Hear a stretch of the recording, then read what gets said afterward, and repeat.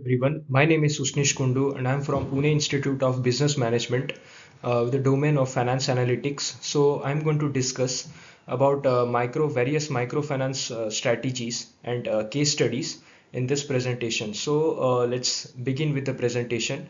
So here I'm going to discuss about micro entrepreneurship SHG case studies, which will enhance the skill for the development practitioners, microfinance trainers, and community organizers working in rural contexts.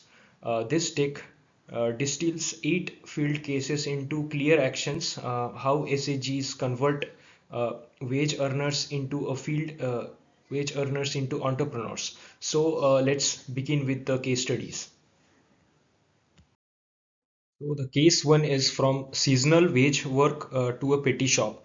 So in this case, the background over here is a woman dependent on seasonal agricultural labor formed an SHG, saved regularly and began internal lending. One member used a small internal loan to open a neighborhood grocery. Later, a bank loan via SHG bank linkage helped her expand.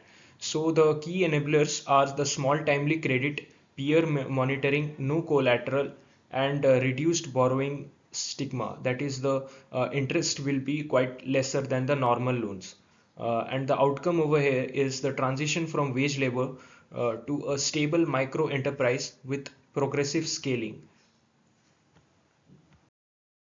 So, why SHG based finance best suits the first time entrepreneurs?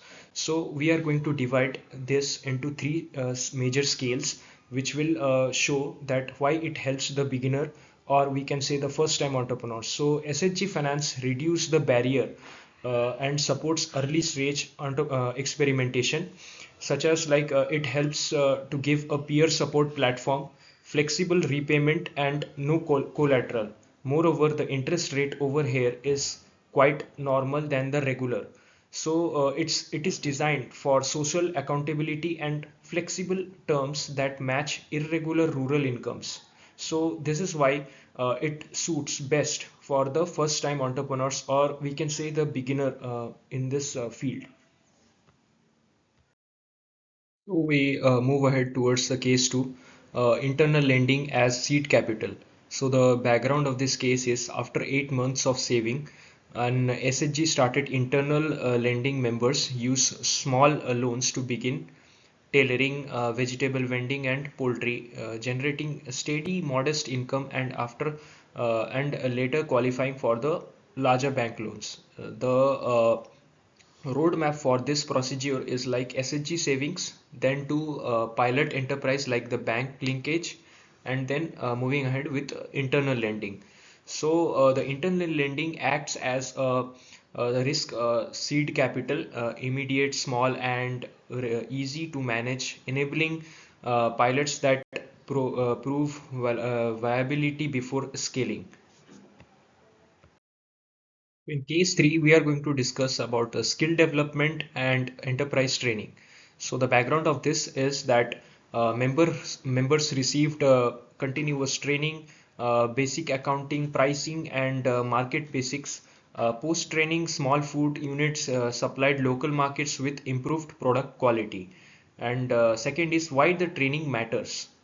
Training matters significantly here because of the technical skills, prevent misuse of credit, and financial literacy improves the cost and pricing decisions, market knowledge guide, product fit. Overall, the training matters the most because training helps the user, and the trainer who are going to part of this training helps them to further guide other members of this SHG group and prevent them overall from the fraud and overall the misuse of the credit.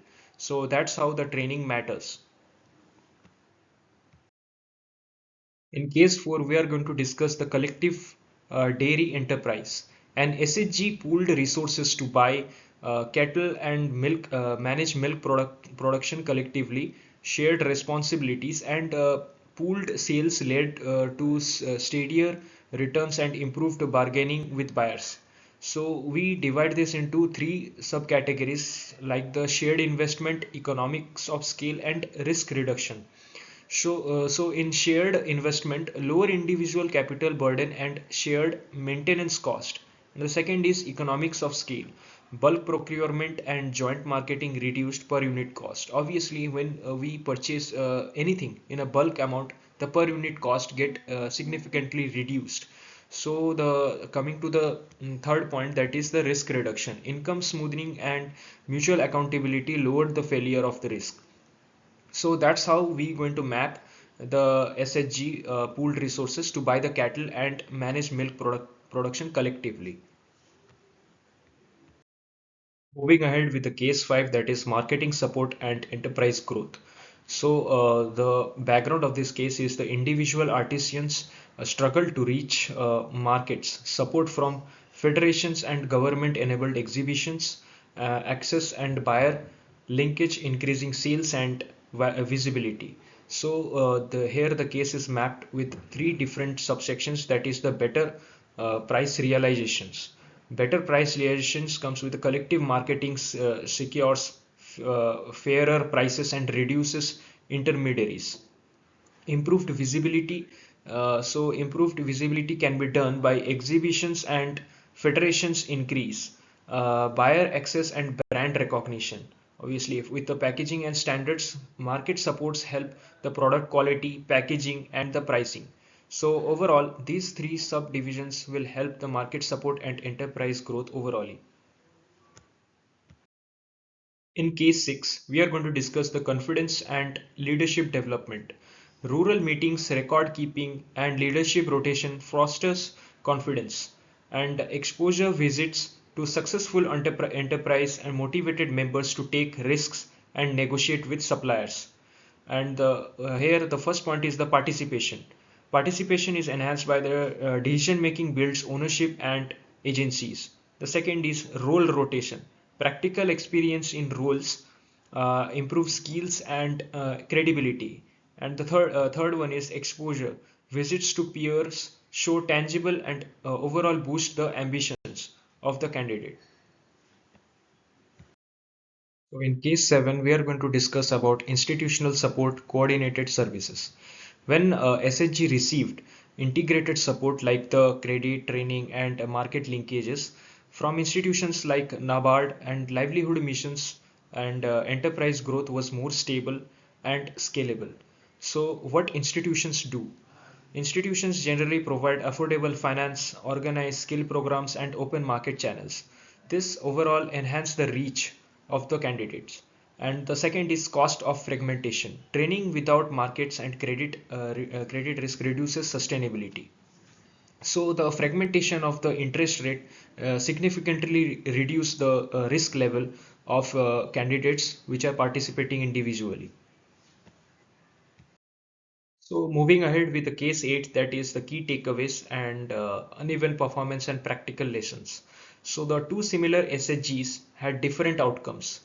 Success required leadership skills and market access and cohesence, where a weak planning and missing elements led to failure. Obviously, essential packages like the credit plus training plus market linkages plus mentoring equals to high success odds, and the chances for the success rate is very high. So program design tips: start with internal lending pilots, layer practical training, support collective marketing, and provide ongoing mentoring. And the third one is the uh, for practitioners, focus on leadership development, simple financial tools, and seasonal repayment plans, and obviously the market facilitation. So this is how all the cases of the microfinance has been discussed. So thank you for being in the part of this video, and have a nice day ahead.